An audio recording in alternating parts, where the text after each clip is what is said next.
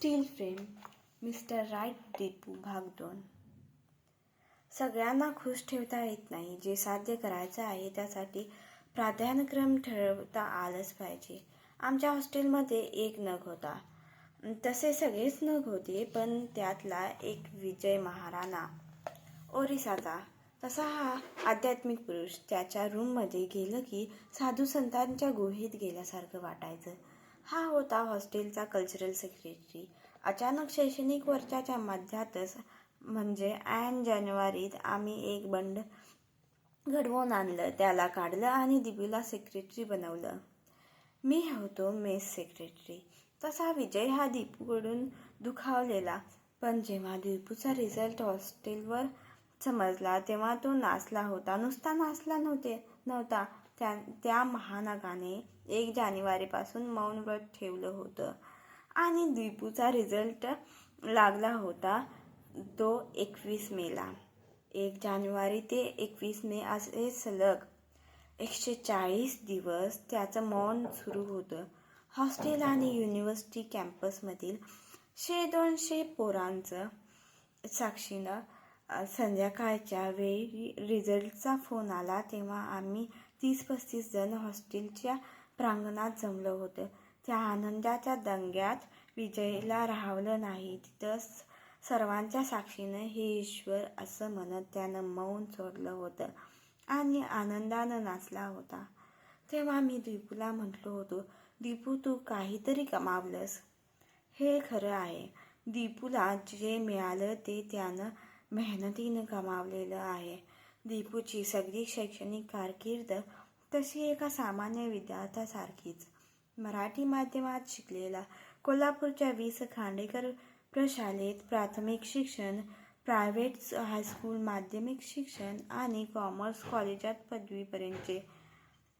एका मध्यमवर्गीय कुटुंबात वाढलेला. त्याचे वडील श्री राजाराम जावळकर महाराष्ट्र शासनाच्या खादी ग्रामोद्योग विकास महामंडळात नोकरी करायचे. दीपूची घडण तशी खुशालीतली आणि नॉर्मल.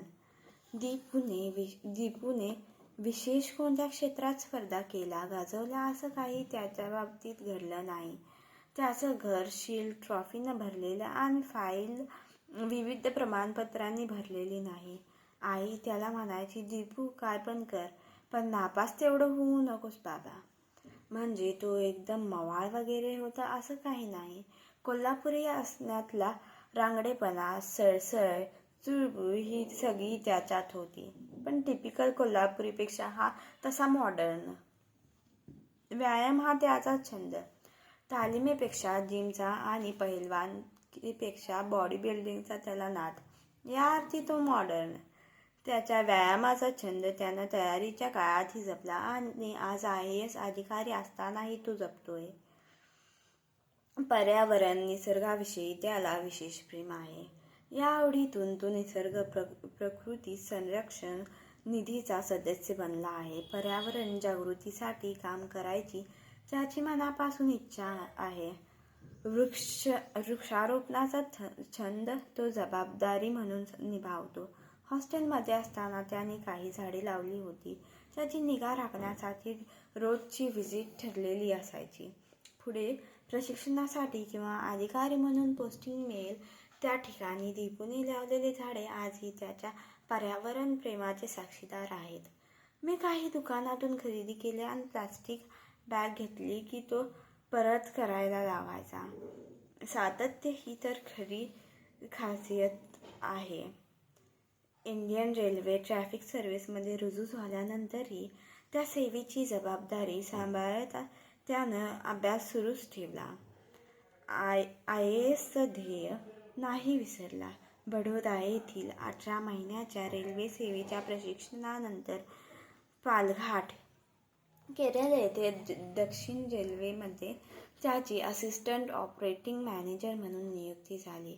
यानंतर मंगळूर, कर्नाटक येथे एरिया ऑफिसर व बंगळुरू येथे ऑपरेटिंग मॅनेजर म्हणून त्यानं उत्कृष्ट काम केलं.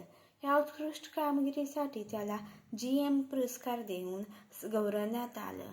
हे सगळं सांभाळत असतानाही त्याने अभ्यास कमी पडू दिला नाही. लोकप्रशासन व भूगोल या वैकल्पिक विषयांसह पुढच्याच प्रयत्नात 50व्या रँकनं तो IAS साठी निवडला गेला. त्याची UPSCची दुनिया.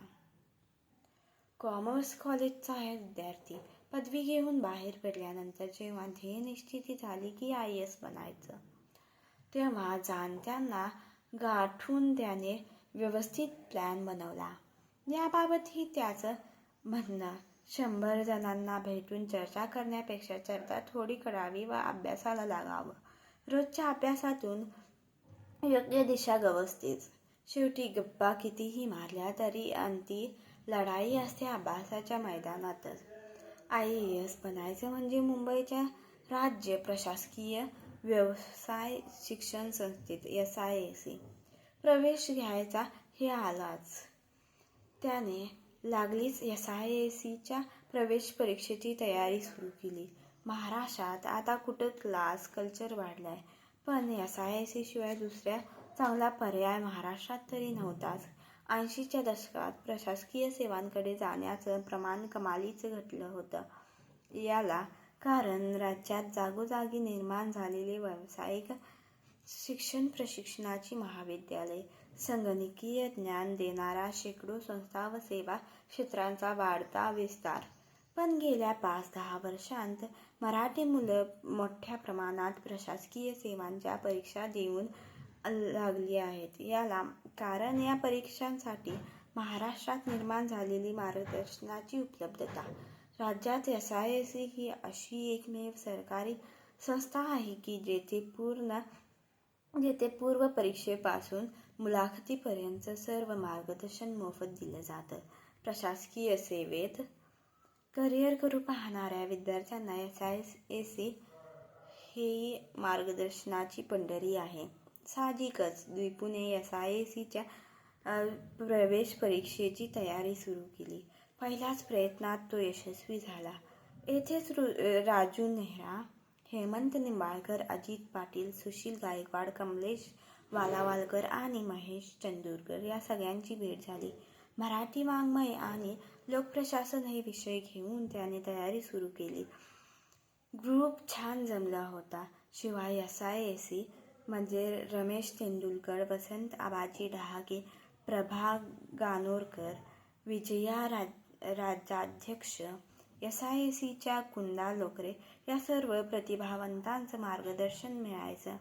परिणामी पहिल्याच प्रयत्नात या परीक्षेचा उत्तम अप्रोच त्याला गवसला. IASची पहिली पूर्वपरीक्षा दीपू नापास झाला. पण हे नापास होणंच त्याला भविष्यकाळात गती देणारं ठरलं. सगळ्या उणिवा त्रुटी जाणीवपूर्वक तपासून त्याने तयारी सुरू केली आणि सातत्य ठेवून यश मिळवलं. दीपू हा मराठी माध्यमाचा. त्याने परीक्षाही मराठीतूनच दिली. मात्र इंग्रजीवर त्याचं प्रभुत्व वाखाणण्याजोगे होते. IASची मुलाखत त्याने अस्खलित इंग्रजीत दिली होती. भाषा शिकणं, शब्द जमवणे हा तर दीपूचा छंद. मराठी माध्यमाच्या मुलांना तो नेहमी इंग्रजीवर मेहनत घ्या असं तळमळीनं सांगायचा. आमच्या हॉस्टेलमध्ये मुंबई विद्यापीठाचा इंग्रजीतून MA करणारा साताऱ्याचा एक जण होता. जमीर मोमीन त्याचं नाव. अस्सल मराठीत शिकलेला आणि विद्यापीठाचा इंग्रजी विभाग म्हणजे शब्दशः इंग्रजाळलेला. बहुतांशी सगळीच कॉन्व्हेंटची मुलं. पण जमीरने प्रामाणिकपणे मेहनत घेतली आणि तो विभागात पहिला आला. इंग्रजी वाङ्मय विषय घेऊन विद्यापीठात पहिलं येणं खरोखरच कौतुकास्पद होतं. तो तर पोटतिडकीनं म्हणायचा, फक्त 1-2 महिने प्रामाणिकपणे मेहनत घ्या. खाडखाड इंग्रजी बोलता येईल. मेहनत घेतली की सगळं साध्य होतं हे दीपूने आपल्या परीने यशस्वीपणे सिद्ध करून दाखवले. त्याच्याकडे क्षमता होत्या, बुद्धिमत्ता होती, फक्त त्याने प्रयत्न कमी पडू दिले नाहीत आणि त्याला हवं ते साध्य झालं. सगळ्या क्षमता असून फक्त प्रयत्न कमी पडले की कसं IAS होता येत नाही याचं अव्वल उदाहरण म्हणजे महेश चंदूरकर. नंबर 1चा अवलिया माणूस. BAMS डॉक्टर, MPSCतून STUसाठी निवड. चांगलं बोलू शकतो, चांगलं लिहू शकतो, संगीताची आवड, वाङ्मयात रस, टेक्निकली परफेक्ट, समंजस जाण. व्यायामात पहिलवान, कॉलेजात नेता आणि चेष्टामस्करीत अशोक सराफ. हॉस्टेलमध्ये प्लॅनिंग रोज करायचा. रोज एक नवी चिठ्ठी आखून माखून तयार करायचा. सकाळी 6ला उठणे, 6:30पर्यंत व्यायाम करणे, पुढे पेपर वाचन वगैरे वगैरे. रोज अलार्म वाजायचा, पण आई शपथ एक दिवसही वेळापत्रकाप्रमाणे काम झालं नाही आणि वेळापत्रकाच्या चिठ्ठ्या करायच्याही कधी थांबल्या नाहीत.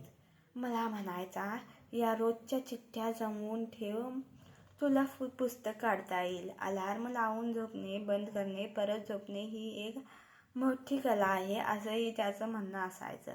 आणि दीपू म्हणायचा, याच्याबरोबर अभ्यास करून मी एक अटेम्प्ट फेल झालोय, आता तू कर आणि तूही फेल हो. पण अख्खा हॉस्टेलमध्ये ज्याच्याकडून बरंच शिकता येईल असा हाच. सल्ले घेण्यासाठी, मार्गदर्शनासाठी सर्वांना सोयीचा हाच आणि विनोदबुद्धी तर अफाटच. दैनिक लोकसत्ताला सोनाली पोंक्षे IAS याची मुलाखत छापून आली होती. महेशराव कॉटवर पडले होते. मुलाखतीचा काही भाग मी जोरानं वाचून दाखवला. पुण्याच्या लक्ष्मी रोडला फक्त एक रूम असताना TV लागला की TVकडे पाठ करून अभ्यास करायची आणि सोनाली पोंक्षे IAS बनली. महेश म्हणाला, खरं आहे, आमच्या घरात 2-2, 3-3 रूम आहेत, म्हणून माझा अभ्यास होत नाही, अशी त्याची विनोदबुद्धी. एखाद्याला समजून घेणं, सांभाळून घेणे, कुणाचे काय प्रॉब्लेम्स असू शकतील हे जाणून निभावणं, हे सगळं शिकावं महेशकडूनच. आणि एखाद्या गोष्टीला वाहून घेणं म्हणजे काय हे शिकावं दीपूकडून. दीपूचा दिवस उजाडायचा UPSC बरोबर आणि मावळाचाही UPSC बरोबरच. सूर्यास्तावेळी कॅम्पसमध्ये हा वॉकसाठी निघाला की तेव्हा पण GS विषयी वा करंट अफेअर्स विषयी मुद्द्यांच्या गप्पा मारू शकेल अशाच कुणाला तरी बरोबर घेऊन जायचा. त्याचं ठाम म्हणणं, एकतर अभ्यासात असा, नाहीतर अभ्यासाच्या वातावरणात. दीपूने स्वतःभोवती एक UPSCची दुनिया रचली होती. त्याच्या बाहेर त्याला कशातच रस नव्हता. दीपूचं कोल्हापुरातलं राहतं घर पुस्तकांनी भरलेले, चिठ्ठ्या, कागदांचे तुकडे, अगदी बसची तिकीटंसुद्धा पेनने रंगवलेली असायची. त्यामुळे घरात एक फळकच जमलेले असायचे. सगळं जपून ठेवा, काही टाकू नका, ही घरातल्यांसाठी सूचना असायची. विशेष म्हणजे आई-पप्पांनी त्याचे हे सगळे लाड पुरवले. त्याची अभ्यासाची ही तंद्री कधी भंगू दिली नाही. एक मात्र व्हायचं, त्याच्या अशा समर्पित अभ्यासामुळे म्हणा किंवा एकूणच त्याची सवय असती की समोर येणाऱ्या प्रत्येक गोष्टीकडे तो आपल्या UPSCच्या अभ्यास पद्धतीनंच निकषांतूनच पाहायचा. त्यामुळेच हा माणूस एका चाकोरीत अडकतोय की काय असं मला वाटायचं. मी कधी कधी त्याला म्हणायचो, दीपू, UPSCच्या बाहेरही जग आहे रे. तो म्हणायचा, तुम्ही लोकनेते, तुम्ही बाहेरचं जग बघा, मी माझ्या जगाबरोबरच सुखी आहे. कधी कधी या वातावरणातून तो बाहेर पडायचा म्हणण्यापेक्षा त्याला बाहेर काढायला बिलंदर हेमंत दादरच्या रूमवर राहून व्हीटीतली SIAC आणि कालिना कॅम्पसमधलं आमचं हॉस्टेल, इथलं राजकारण, समाजकारण बघायचा. शैक्षणिक वर्षाच्या सुरुवातीला औपचारिकता म्हणून कल्चरल सेक्रेटरी, मेस सेक्रेटरी वगैरे निवडले जायचे. ते कोणाला कळायचं हे नाही आणि कुणी माहितीही करून द्यायचं नाही. त्यामुळे सेक्रेटरी कोण हे कुणाला माहीतही नसायचं. 1957ची UPSCची मुख्य परीक्षा दिल्यानंतर मुलाखतीपर्यंत दीपू, हेमंत दोघे रिकामे. ऐन जानेवारी महिन्यात शैक्षणिक वर्ष संपायला काही महिने शिल्लक असताना आम्ही गोंधळ करून परत निवडणुका घ्यायला लावल्या व दीपूला कल्चरल सेक्रेटरी बनवलं. तसा दीपूचा नेतेगिरीचा पिंड नव्हे, पण त्या वर्षीचा बहाणा हा हॉस्टेल डे आम्ही त्याच्याच नेतृत्वाखाली साजरा केला. बहाणा हॉस्टेल डेमध्ये हेमंतने क्या यही था बापू का सपना हे धमाल नाटक बसवलं होतं. नाटक झालंही छान. कार्यक्रमाच्या शेवटी हेमंतला एक भेटवस्तू देऊन त्याचा सत्कार करायचा असा ऐनवेळेचा कार्यक्रम मी आखला होता. जेव्हा हा प्लॅन दीपूसमोर मी बोलून दाखवला तेव्हा तो म्हणाला, असं ऐनवेळी कसं काय शक्य आहे? मी म्हणालो, परत तुझी तीच चाकोरी, ऐनवेळी का शक्य नाही? त्याच्या नाकाराने मी नाराज झालो होतो.